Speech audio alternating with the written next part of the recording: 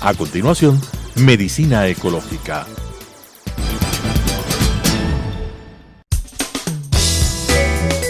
Clasificación A. Apto para todo público.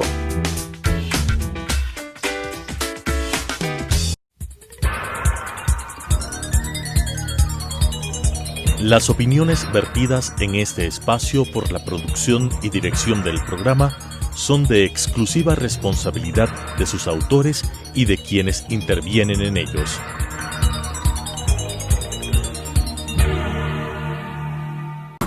Telesucesos Canal 29 UHF presenta Medicina Ecológica, un nuevo enfoque de la salud pública diseñado especialmente para mejorar la salud de todos los habitantes en armonía con la naturaleza.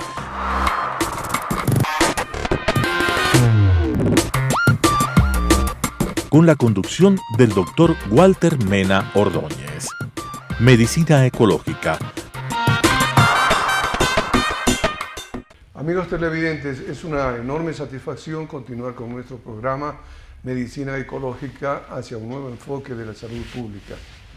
En esta oportunidad, como en otras ya, hemos entrevistado a el doctor Alberto Narváez, PhD en control de enfermedades, enfermedades.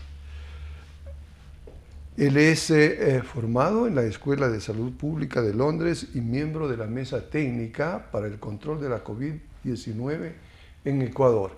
El tema, como no podía ser de otra manera, es el plan de vacunación contra la COVID-19 en Ecuador. Hacemos un ligero repaso de lo que es el Sistema Nacional de Salud según los 10 subsistemas que hemos propuesto a la comunidad ecuatoriana. Esto es lo que dice relación a la filosofía, los principios, el marco constitucional, marco legal, el modelo oficial de salud, el modelo de salud popular, el paquete de servicios, los instrumentos para la acción, los recursos y talento humano, cumplimiento de los 17 Objetivos del Desarrollo Sostenible y las instituciones que surgen de este modelo. Vamos a dar especial atención al punto relativo al modelo de gestión, es decir, un plan de vacunación tiene que ser gestionado teniendo en cuenta la planificación, la ejecución, el control y la revisión para el mejoramiento continuo. Esto sería la primera conceptualización en esta entrevista. Un buen plan de vacunación contra la COVID-19 debería ser parte de un bien concebido plan de salud, utilizando el verbo debería, ¿no es cierto?, en su modo potencial, porque tenemos fundadas sospechas de que ni hay un buen sistema nacional de salud, ni tampoco hay un bien concebido plan para la vacunación contra la coronavirus, ¿cierto?, desde el Ministerio de Salud Pública. Por suerte hay personas como nuestro amigo y gran profesional de la salud pública que han trabajado ya sobre un plan de vacunación. Esto es desde la sociedad civil como un aporte realmente sobre la materia de vacunación. Alberto Narváez ha diseñado un plan para combatir la COVID-19. Él nos explica con profesionalismo los tipos de vacuna que se utilizarán, los conceptos de seguridad y eficacia, la cobertura, los objetivos, la logística. Comencemos por esta primera parte, estimado Alberto. Los tipos de vacuna. Hay tanta cantidad de vacunas en el mercado en este momento. Claro que son 3 o 4 o una media docena las que han pasado la fase 3. Y la vacuna de Pfizer pues ya comenzó a ser aplicada ayer, y hoy día FDA en Estados Unidos va a dar la autorización para comenzar la vacunación masiva también en Estados Unidos. ¿Qué nos puedes decir acerca de estos? Bueno, hay los métodos antiguos de fabricar vacuna. El primero es los virus muertos. Algunas vacunas se han utilizado para eso, y los virus vivos atenuados, es decir, en este caso un coronavirus al que por métodos químicos o físicos disminuyen su capacidad de producir casos graves y aumenta su capacidad de producir anticuerpos, ¿no?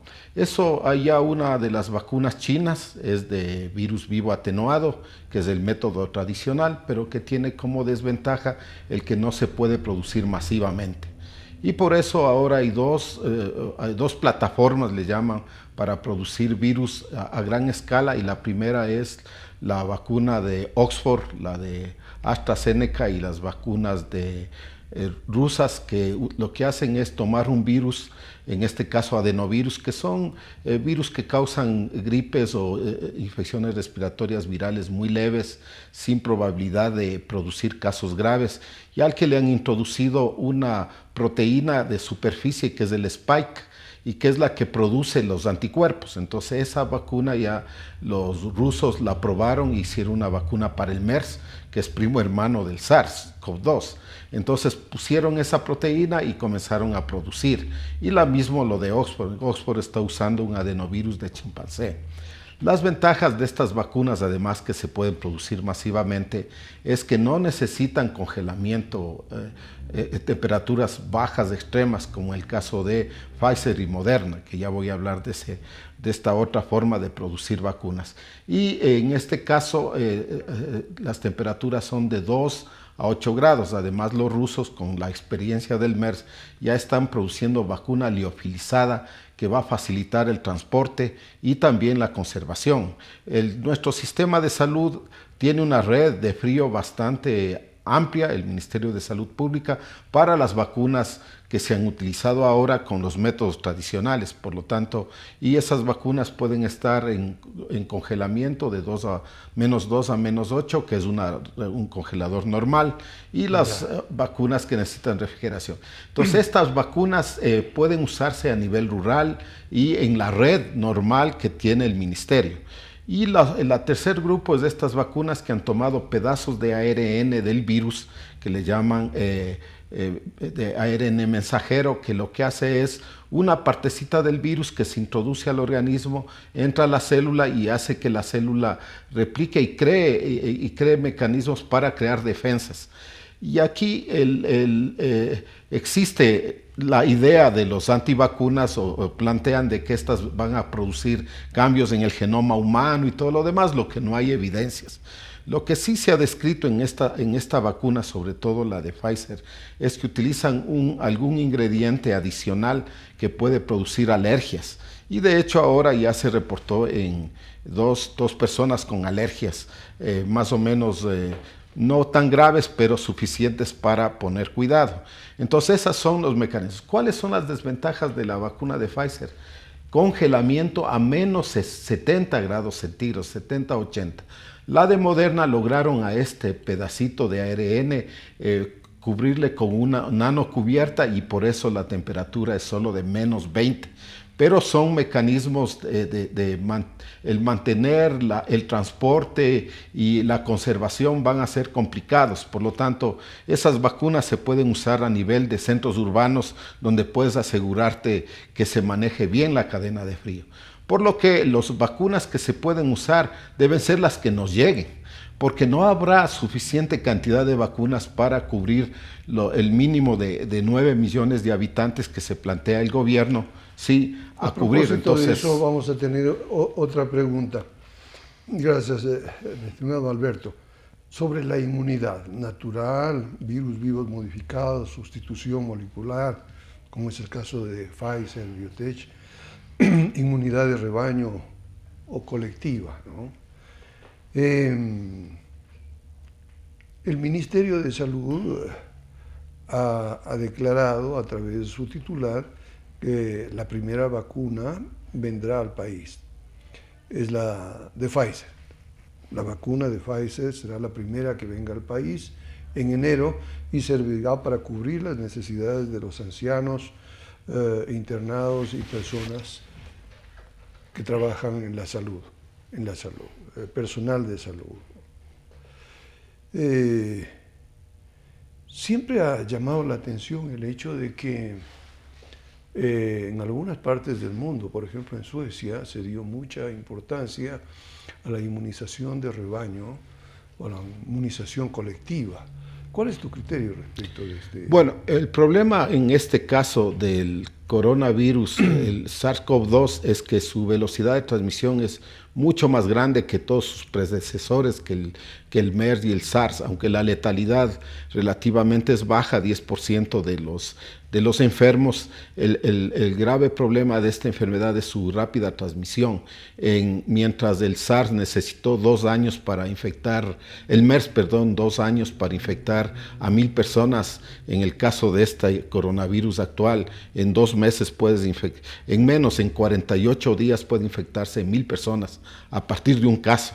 Y eso ya se demostró en Guayaquil. En poco tiempo tuvimos un brote explosivo tan grande que llegamos a tener 1,200 y más muertos por día atribuibles a COVID.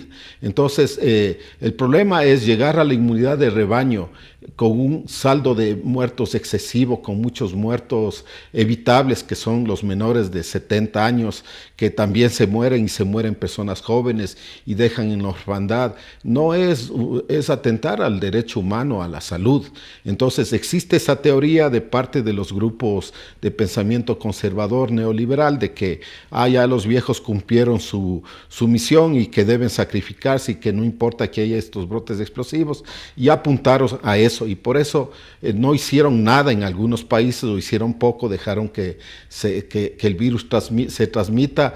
Pero ya se sabe que es bien difícil llegar a la inmunidad de rebaño por el coronavirus, porque un 30% pierden anticuerpos a los 3 meses de los infectados leves, moderados y asintomáticos, y se pueden reinfectar. Por lo tanto, la probabilidad de llegar a inmunidad de rebaño, llegando al 60% de infectados, en este caso es poco probable, vas a necesitar mucho más. Entonces, y eso implicaría también muchas muertes evitables por la rápida transmisión que tiene el virus. No es tanta la letalidad, es decir, el porcentaje de muertes, sino la transmisión tan grande del virus. Felizmente ahora, con el uso de mascarillas, el uso de mascarillas no solo evita la transmisión, sino evita el recibir cargas virales muy altas, y ha hecho que ahora 8 de cada 10 personas sean asintomáticas, mientras que al inicio de la epidemia eran 3 de cada 10. Entonces ahora tenemos menos casos graves, y por eso la situación en Quito, por ejemplo, no ha sido tan grave como antes, a pesar que ya estamos en una curva de ascenso de la transmisión importante. Ahora te quisiera preguntar un asunto. El primer trimestre vendrán vacunas de AstraZeneca, Oxford, Moderna, Sinovac y posiblemente la Sputnik de los rusos, ¿no? Se ha adelantado $20 millones para comprar el primer lote, y anuncia también el ministro que en total se destinarán 200 millones para atender a toda la población, 200 millones de dólares para atender a toda la población del Ecuador. ¿Cuál es tu punto de vista respecto de los valores que se señalan desde el Ministerio de Salud? Bueno, depende del precio de la vacuna. Se sabe y ya se ha anunciado que la más barata va a ser la vacuna rusa, a $10 las 2 dosis. La vacuna de Pfizer tal vez cueste $20 las 2 dosis. Entonces esos 200 millones van a servir para inmunizar a unos 10 millones de habitantes a lo mucho, ¿no? Pero por algunos aspectos tal vez no necesitemos llegar a inmunizar al 60% de la población, tal vez menos, porque ya hay gente que se infectó, que debe tener defensas, debe tener células de memoria, y que ya la interrupción de la transmisión va a ser más rápida de lo que pensamos. De hecho, ahorita ya hay una transmisión baja. La inmunización de rebaño. Pero por 2 razones. Primero, por lo que ya se infectaron en el Ecuador, se estima que un 20 a 30% pueden estar ya infectados. Guayaquil desde el principio tuvo más de 40, o sea, la costa es diferente a la sierra.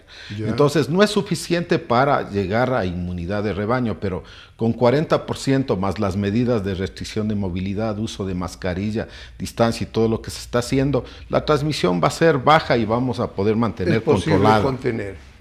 El ministro asume que para abril, cuando se inicia la vacunación masiva, un 30% efectivamente de personas estarán naturalmente inmunizadas, es decir, de rebaño o colectivo, inmunización de rebaño o colectivo, ¿no? Lo que tú acabas de señalar. Si se vacuna alrededor de 8 millones de personas, equivalente al 50% de la población, tendríamos una cobertura del 80%, suficiente para contener la pandemia. ¿Hasta qué punto es verdad esta afirmación del ministro de Salud? Sí, es posible, es muy probable, porque si se vacuna a los adultos mayores, que son los de mayor riesgo para morir, y a las personas más altamente expuestas, que son los trabajadores de servicios de salud, basura, esenciales, fundamentalmente, podemos bajar la transmisión. Y además, por otro hecho, el virus geográficamente no se comporta igual en todos los lugares. Por ejemplo, en Quito, el 60% de casos, muertes e ingresos hospitalarios se concentra en apenas 20 parroquias de Quito. Por lo tanto, el virus no es de gran extensión por las medidas que se toman. Por eso es que decimos, las vacunas van a ser un medio más, una estrategia más que hay que acompañar a las otras hasta lograr una vacunación masiva, que no vamos a llegar a eso. Hay otra hipótesis interesante que sí es verdad, nos va a permitir controlar más rápido con vacuna la epidemia, y es el hecho de que hay inmunidad cruzada para otros coronavirus, y los coronavirus producen la gripe común. Por lo tanto, se estima que un 20-30% pueden tener inmunidad cruzada al coronavirus, más los que ya se infectaron tendrías un porcentaje alto si vacunamos a los grupos de más alto riesgo de muerte, que son adultos mayores, personas de 40 años y más con factores de riesgo, población más expuesta, entre los que están primeritos los trabajadores de la salud, pero otros sectores. Es posible que para junio, si logramos vacunar unos 3-4 millones, la transmisión esté lo suficientemente baja, no para ya abandonar la mascarilla y las medidas, pero sí para regresar a la actividad productiva del trabajo normal. Eso sí va a ser posible. Por lo tanto, hay una buena perspectiva con las vacunas, pero hay que tomar en cuenta que hasta llegar al límite que necesitamos para controlar la transmisión va a pasar algún tiempo. Ahora, hay una estrategia adicional que podría utilizar, y hay que estudiarle bien, que es lo que se llama el control de focos, o lo que le llaman cerco epidemiológico, que hemos usado siempre para toda enfermedad, basado en esto, que el coronavirus se concentra en ciertos lugares donde aparezcan 2-3 casos, hay que ir a vacunar a todo el barrio. Y ahí vas protegiendo a la población de más alto riesgo de transmisión, ya por territorios, y eliminando los focos o bolsones de transmisión que están dándose en todo el país. Ya digo que en Quito, en 30 parroquias se concentran más del 80%. Por lo tanto, si logras vacunar a eso, y vas a la vez, hay que tener un lote de vacunas específico para el control de brotes y control de lugares prioritarios. Y ahí podemos más rápidamente controlar la transmisión, siguiendo obviamente la mascarilla constituye uno de los aspectos esenciales porque ya expliqué por qué. No solo impide la transmisión, disminuye la transmisión, sino disminuyen los casos graves, y eso es bueno, ¿no? Entonces, eso es lo que hay que ir viendo. Tal vez no necesitamos vacunar a todo el mundo para disminuir la transmisión. Tú te referiste a una cuestión crucial. Sin duda, el mayor problema que tenemos que enfrentar en este momento es la pandemia por la pandemia de la COVID-19. Sin embargo, paralelamente, hay que tener muy en cuenta los aspectos económicos. Es decir, no hay un falso dilema entre economía y salud. A mí me parece, y quiero preguntarte tu punto de vista, respecto de esto, ¿no es cierto? No es posible controlar la pandemia si no reactivamos la economía y viceversa. Si no controlamos la pandemia, no podemos reactivar la economía, de tal manera que la estrategia tendría que ser de doble curso, ¿no es cierto? La economía, el combate a la pobreza, ¿no es cierto?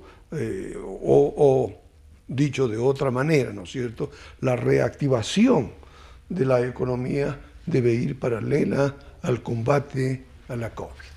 ¿Cuál es tu Claro, desde luego es importante eso, porque ya estamos viviendo una epidemia de hambre. Estamos viviendo ya una epidemia de hambre, pero también estamos viviendo una epidemia de salud mental también muy seria en la gente, y hay más suicidios. Por lo tanto, es importante reactivar la economía rápidamente. Sin embargo, si tú ya les vacunas a la mayoría de personas con alto riesgo de muerte, porque los niños y los adolescentes tienen bajo riesgo de muerte, si además de la vacuna hacemos control de focos y hacemos lo que se llama rastreo de contactos, porque ahora está claro que hay algunas personas que pueden ser asintomáticas, jóvenes sobre todo, que son grandes transmisores, que transmiten muchísimo, mucho más que otros, y eso no depende de la edad, depende de características biológicas que se están estudiando. Entonces, si a más de lo que se está haciendo, se introduce ya la vacunación y para el control de focos sobre todo, y el rastreo de contactos, política que el gobierno no lo está haciendo y no muestra ninguna voluntad de hacerlo. Y en los estudios que se han publicado en revisiones sistemáticas, esta es una de las más eficaces después de la mascarilla y la distancia y la ventilación. Entonces, ir y buscar a los personas que son grandes transmisores, y eso ahora felizmente ya existe una forma de hacerlo, que son las pruebas rápidas de antígenos. Las pruebas rápidas de antígenos tienen una virtud, dan un poco más de falsos negativos que el PCR, que también da falsos negativos, pero tiene una virtud: si sale alguien PCR positivo, generalmente 3 días antes del inicio de síntomas, ya se le puede detectar el antígeno, y los 7 a 10 primeros días de infección, cuando son altamente transmisores, le detectas en ese periodo y le haces que haga aislamiento, y el Estado se encarga de dar alimentos a las familias pobres que no tienen para mantenerse 10 días o 12 o 14 días, porque ahora los aislamientos y cuarentenas ya no son tan largos, ya el PCR no se necesita hacer para decidir que alguien abandone el aislamiento o cuarentena. Entonces, si combinamos todo, esta nueva estrategia, que no es nueva en el mundo, más la vacunación, podemos controlar fácilmente para el mes de junio o julio. Y hay una cosa adicional, y con eso termino esta parte. Estamos viendo que bajó agosto, septiembre y octubre así, una baja espectacular de la transmisión. Bueno, es las medidas que se tomaron, pero existe ya evidencias que en los climas templados, secos, como tuvimos estos de poca lluvia, la transmisión es muy baja. Ahora que comenzamos ya con más humedad y frío, va a aumentar la transmisión. Se comporta como los virus de neumonía comunes. Por lo tanto, va a haber esa posibilidad para el otro verano. Para terminar la encuesta, se nos ha terminado el tiempo. Yo quisiera que te refieras así rápidamente a un mensaje para el público de Telesucesos. ¿Qué hacer? ¿Qué hacer para las fiestas de Navidad y Año Nuevo? ¿Cuál es la recomendación? Bueno, este rato el problema es los viajes. La gente que vive en otras ciudades van a visitar a sus familiares, y aunque ya no hay restricciones de movilidad en los viajes interprovinciales, el viajar más de 3 horas en un transporte cerrado sin ventilación es de alto riesgo. Las reuniones familiares en lugares cerrados en 20 metros, más de 6 personas van a infectarse todos si no usan mascarilla, y con mascarilla por lo menos se infectará uno. Y el tiempo de estar en lugares cerrados, hay que ventilar los lugares, disminuir las fiestas familiares amplias, grandes, con muchas personas, ¿sí? Y hacerlo al aire libre fundamentalmente, ¿no? Y evitar los viajes que por ahora deben disminuirse, y evitar ir a visitar a familiares. Eso va a aumentar el riesgo de transmisión muy alto. Y por supuesto, la mascarilla. Con estas indicaciones precisas terminamos el programa y les agradecemos enormemente a ustedes por su audiencia y a Alberto por su comparecencia. Muchas gracias. Muchas gracias también. Las opiniones vertidas en este espacio por la producción y dirección del programa son de exclusiva responsabilidad de sus autores y de quienes intervienen en ellos.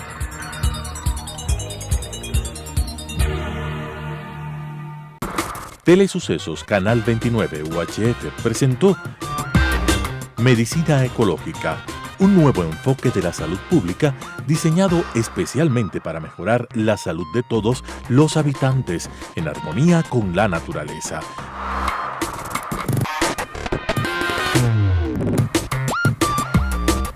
Con la conducción del Dr. Walter Mena Ordóñez. Medicina Ecológica,